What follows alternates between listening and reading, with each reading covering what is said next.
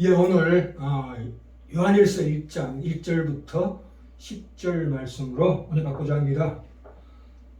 우리의 기쁨이란 나의 욕심과 나의 소원이 이루어지는 것이지만 성경에서 말하는 이 기쁨이란 것은 하나님의 소원과 하나님의 계획이 이루어지는 것을 기쁨이라고 합니다. 신자의 기쁨이란 보는 시각이 영적으로 달라지는 변화라고 얘기합니다. 그것은 새로운 기쁨이요 영혼의 기쁨입니다. 예수님께서 오신 것은 이것을 이루기 위해서 오신 것입니다. 거듭난 자들만 보는 차원으로, 영적인 눈으로, 믿음의 눈으로 보는 차원으로, 그것은 우리가 선택한 것이 아닙니다. 너희 근심이 변하여 기쁨이 되리라, 이렇게 말씀하고 계십니다. 우리는 영적으로 변화된 사람이어야 합니다. 너희 근심이 변하여 기쁨이 되리라는 말씀은 하나님과 함께 하심, 우리가 따로 그 기쁨을 만들 필요 없는 기쁨을 말하고 있습니다. 우리 눈에 보이는 대로 환경과 조건을 개선해줘서 느끼는 기쁨이 아니라 우리 영적으로 느끼는 기쁨을 말씀하고 있습니다. 오늘 요한일서 5장 19절에 보시면 우리는 분명히 하나님께 속하고 온 세상은 악한 자 안에 처하였다라고 말씀하고 있습니다. 사도 요한이 이런 세상에 사는 그리스도인이 어떻게 대처하고 처신하는가에 대해서 계속적으로 설명하고 있습니다. 우리는 이 사회를 기독교 사회로 개혁해야 된다고 주장하거나 사회를 완전히 떠나서 따로 신앙생활을 하는 것이 옳다고 생각하는 사람들을 따라가면 안 됩니다. 요한일서 1장 4절에 보시면 우리가 이것을 써면 우리의 기쁨이 충만케 하려 함이로다, 이렇게 말씀하고 계십니다. 우리가 이것을 쓰면 우리의 기쁨이 충만케 하려 하심이니라. 이 말씀은 요한복음 16장 22절에도 나옵니다. 내가 다시 너희를 보리니, 예수님께서 너희 마음이 기쁠 것이요 너희 기쁨을 빼앗을 자가 없느니라, 이렇게 말씀하고 계십니다. 요한복음 15장 11절에도 내가 이것을 너희에게 이름은 너희 기쁨을 충만하게 하려 함이니라. 이 말씀이 바로 오늘 요한일서 1장 4절에도 똑같은 말씀을 반복하고 있습니다. 우리의 기쁨이 충만하게 하려 함이니라. 이 우리의 기쁨이 충만하게 함이니라 하는 이 말씀의 올바른 번역은 이렇습니다. 우리가 이것을 쓰면 우리의 기쁨이 충만한 상태로 남아있게 하려 함이라 라는 뜻입니다. 그것은 무슨 말씀이냐? 이 하나님 우리에게 주시고자 하는 기쁨의 중요한 요소 중에서 능력과 힘을 강조했던 것입니다. 기쁨을 누리는데 나는 언제나 힘과 능력을 느낄 수 있다고 요한이 고백하고 있습니다. 이 하나님께서 우리에게 주시는 이 기쁨은 이 세상에서 가장 강력한 힘 중에 하나입니다. 이 기쁨을 소유하고 있다면 그 말은 참으로 강력한 힘에 둘러싸여 있다는 것을 의미합니다. 온 사방에서 덤벼드는 어떤 적과도 맞서 싸울 준비를 갖추게 하는 말씀이다. 덤빌 때면 덤벼보라, 이런 뜻이 내포되어 있습니다. 이 주님께서 소유하신 이 기쁨이 바로 우리의 힘이고 절대적으로 강력한 능력이라는 말씀이십니다. 예. 이 시편 42편 1절에 하나님이여 사슴이 시냇물을 찾기에 갈급한같이 내 영혼이 주를 찾기에 갈급하니이다. 2절에 내 영혼이 하나님 곧 생존하시는 하나님을 갈망하오니 내가 어느 때까지 가서 하나님 앞에 배울꼬, 이렇게 말씀하고 있습니다. 시편 100편 1절 2절에도 온 땅이여 여호와께 즐거이 부를지어다, 기쁨으로 여호와를 섬기며 노래하면서 그 앞에 나아갈지어다, 이렇게 말씀하고 있습니다. 또 시편 마지막 150편 1절부터 6절 사이에 나오지요. 나팔이나 비파나 수금이나 소고나 현악이나 퉁소로 찬양하며 춤춘다고 나와 있습니다. 그것은 사무엘하 6장 9절에서 다윗이 돌아온 법궤 앞에서 배 에봇을 입고 자신이 주변에 웃음거리가 되든 말든 덩실덩실 기뻐서 뛴 그 상황이 나옵니다. 참 대단한 말씀이십니다. 그렇죠? 그렇기 때문에 우리 신자들은 이 세상에 좋지 못한 모양새를 바라보면서 스스로 포기하면 안 됩니다. 그리스도인이 우울한, 그러니까 열악한 환경과 조건을 바라보면서 스스로 포기하는 사람이 되어서는 안 된다 이 말씀입니다. 요한일서 4장 18절에 온전한 사랑이 두려움을 내어 쫓나니 라고 되어 있습니다. 사도 바울도 역시 디모데후서 1장 7절에서 하나님 우리에게 주신 것은 두려워하는 마음이 아니요. 여기서 두려워하는 마음이요. 이 두려워하는 마음이라는 것은 세상적으로 감각적인 두려움을 얘기하는 것입니다. 하나님을 경외하는 것, 경건한 두려움과는 전혀 차원이 다른 두려움을 얘기하고 있습니다. 그런 두려움을 갖는 것은 부적당하다 이렇게 지적하고 있습니다. 그러니까 율법주의에 기인한 그 두려움의 영이라는 것은 잘못된 것입니다. 그래서 우리가 이 두려움에 기인한 것에 기대어 세상을 근심할지라도 그 근심이 변하여 기쁨으로 변화시켜주는 하나님의 놀라운 축복을 우리가 받았다 이 말입니다. 네. 우리가 마치 그리스도인이 된다는 것은 기쁨을 멸시하고 힘든 삶을 영위하는 것 같이 행복한 삶을 포기하는 것이라는 인상을 주는 것은 잘못되었다. 이렇게 요한일서에서 지적하고 있습니다. 그러면 과연 우리가 이것을 쓰면 1장 4절에서 요한일서 1장 4절에서 우리의 기쁨이 충만하게 하려 함이라 해서 말씀하는 그 기쁨이란 무엇을 의미하는 것일까요? 성경에는 사랑이라는 단어도 고린도전서 13장 전체를 통틀어서 말씀하고 있습니다. 이런 맥락에서 우리는 이 기쁨이 의미하는 바를 한마디로 설명하는 것보다도 여러 각도에서 생각해 봐야 합니다. 참된 기쁨은 저절로 솟아나지 않습니다. 또한 우리가 만들어내려고 애쓰는 것이 아닙니다. 존재의 깊은 곳에서 체험하는 것이거든요. 이미 우리 속에 심겨진 것입니다. 그것은 이 특별한 기쁨은 오직 그 기쁨의 원천이신 예수 그리스도로부터 오는 것입니다. 아멘. 세상적인 기쁨은 언제나 환경에 달려 있지만 이 기쁨의 영광은 환경과는 전혀 무관하다 이 말씀입니다. 예수님은 십자가를 앞에 두고서 즐거워하실 수 있다. 히브리서 12장 2절에 저는 그 앞에 있는 즐거움을 인하여 십자가를 참으사 부끄러움을 개의치 아니하시더니 이렇게 말씀하고 계십니다. 주님께서는 참으로 기쁨에 대해서 충만하게 아시는 분이시고 체험하신 분이십니다.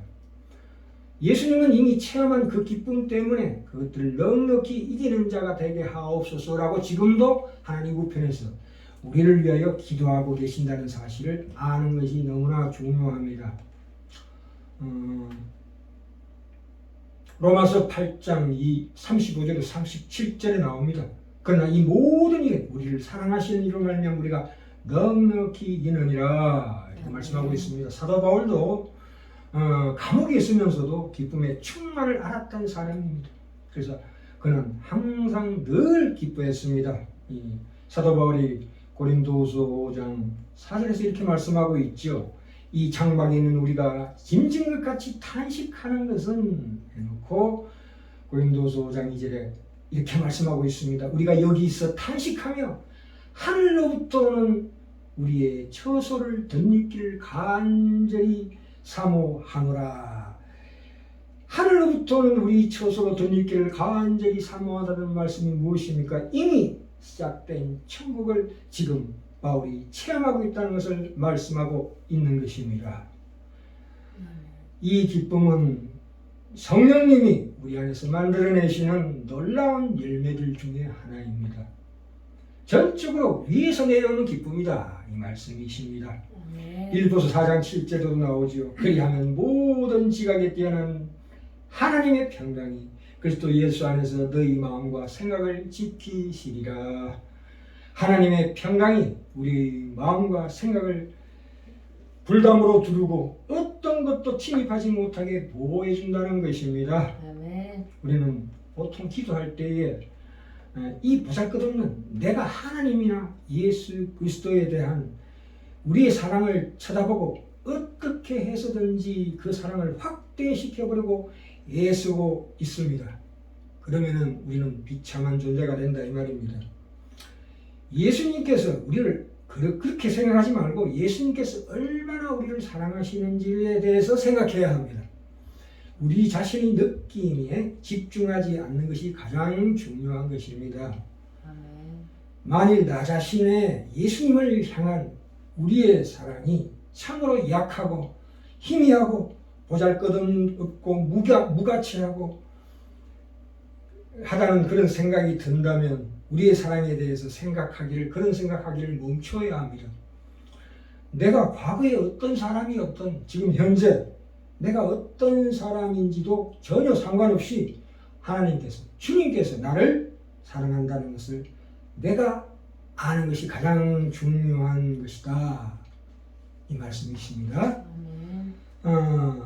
요한복음 17장 6절에 나옵니다. 세상 중에서 내게 주신 사람들에게 내가 아버지의 이름을 나타내었나이다. 저희는 아버지의 뜻이었는데 내게 주셨으며 저희는 하나님 아버지의 말씀을 지켰나이다. 예수님께서 기도하시는 대목입니다. 창세전에 하나님은 자기 백성 우리를 구별하여 소유하고 계셨습니다.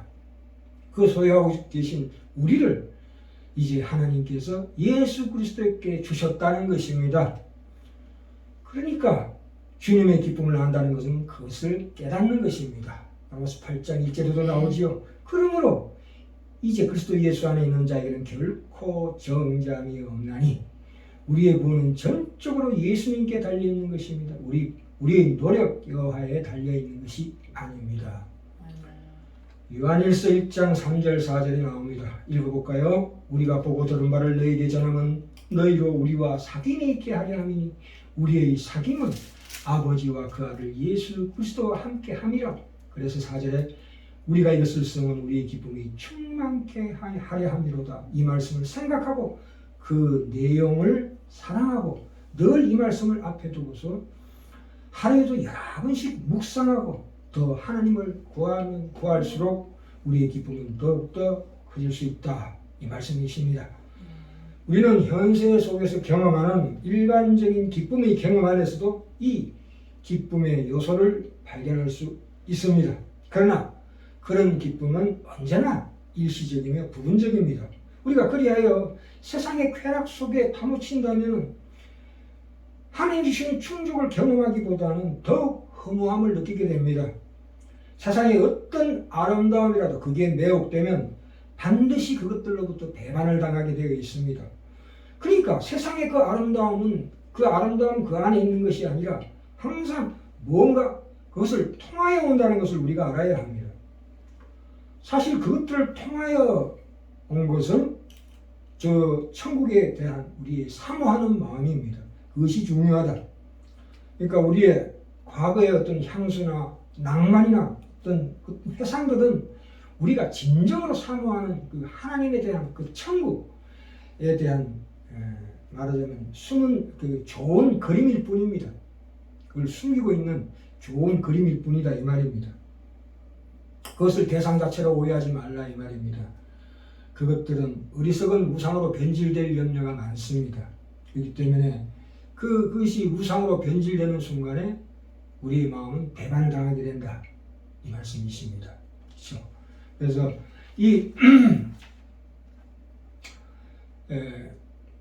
그렇기 때문에 이 세상에서 느끼는 기쁨이 그 지나간 흔적에는 언제나 아쉬움과 상실감이 도사리고 있습니다. 이 사실을 깨닫지 못하는 사람은 자기 인생 전체를 통틀어서 그 더 나은 상대, 더 나은 어떤 매력적인 사람, 더 좋은 자동차를 통해서 자기 인생을 탕진하게 되는 것입니다. 그러나 그것을 깨달은 사람은 이 하나님께 주시는 이 기쁨을 누리는 사람의 언제나 그 속에 있는 영혼의 기쁨과 능력, 힘과 능력을 느낄 수가 있습니다. 그 강력한 힘에 둘러싸여 있다는 것을 느끼는 것이 바로 성경이 얘기하는 기쁨입니다. 바로 그것이 주님이 소유하신 기쁨이요. 그 기쁨이 바로 우리의 힘이고 절대적으로 강력한 능력이 된다. 이 말씀이십니다. 그런 참된 기쁨을 우리에게 제공하는 유일한 것이 있는데 그것은 주 예수 그리스도에 대한 깊은 묵상입니다. 우리의 이성과 또한 소원과 감정을 충족시켜 줄 수 있는 그 기쁨이란 예수 그리스도를 아는 지식에 대한 우리 영혼의 반응입니다. 이 완벽한 기쁨, 하나님께서 우리에게 주시고자 하는 것은 완벽한 기쁨입니다. 그 완벽한 기쁨이란 과연 무엇일까요? 그것은 우리가 보통 기쁨이라고 합니다. 어린애가 장난감을 가지고 놀 때 행복감을 느낍니다. 그러나 부모가 더 좋은 장난감을 줬을 때 그 마음속에 일어나는 어떤 환희가 있습니다. 바로 그 환희가 바로 기쁨에 대한 그 적극적인 반응입니다. 이 기쁨에는 환희와 즐거움에 적극적이고 창조적인 그런 기쁨이 숨겨져 있다 이 말씀입니다. 그래서 이 환희를 우리가 이 기쁨 가운데서 느낄 수가 있습니다. 그렇죠. 이것은 주변 환경이나 상황에 따라서 우리에게 발생하는 여러 가지 변수에 따라서 기쁨이 생겼다가 없어지기도 하는 그런 기쁨이 아니다. 이 말씀입니다. 그래서 우리가 요한일서 1장 4절에 우리가 이것을 쓰면 우리의 기쁨이 충만케 하려 함이니라. 이 충만이란 말은 헬라어 용어입니다. 비록 이 세상이 악한 자의 손안에 있고 우리를 당황하게 하는 여러 환경과 상황이 주위에 있다 할지라도 우리가 간직한 그 기쁨은 넘칠 정도로 가득하게 될 것이다. 이 말씀입니다. 그러니까 조금도 아낌없이 제한 없이 그 기쁨을 채워주실 것이다. 이 말씀이십니다. 아까도 말씀드렸지만 이 세상에서 느끼는 기쁨은 우리 천국에 관련된 영원하고 완전한 기쁨을 가리키는 화살표와 같은 것이다 라는 그런 역할을 한다는 것을 진정으로 우리가 알아야 합니다. 우리가 모든 피조물은 충족할 수 있는 욕망을 갖고 태어납니다. 예를 들자면 아기가 배고프다고 우는 이유는 줄인 배를 채워줄 수 있는 어머니의 젖이 있기 때문입니다. 그렇지요. 만일 내 속에 이 세상의 경험으로 충족시켜줄 수 없는 욕망이 있다면 당연히 내가 이 천국, 이 다른 세상을 위해서 지어졌다는 것입니다. 실제로 만족을 줄 대상은 따로 있다는 사실을 우리가 암시하고 이 성경에서 그렇게 이미지로 우리에게 보여주시는 것입니다. 그러므로 우리는 이 세상에서 가질 수 있는 기쁨을 감사하고 그것이 일종의 모형이나 메아리나 그림자의 역할을 하고 있다는 것을 알아야 합니다. 아울러 내 안에 지속적으로 나의 진정한 본향, 천국에 대한 갈망과 그 기쁨의 불을 계속 지펴나가야 될 줄 믿습니다. 아멘. 예.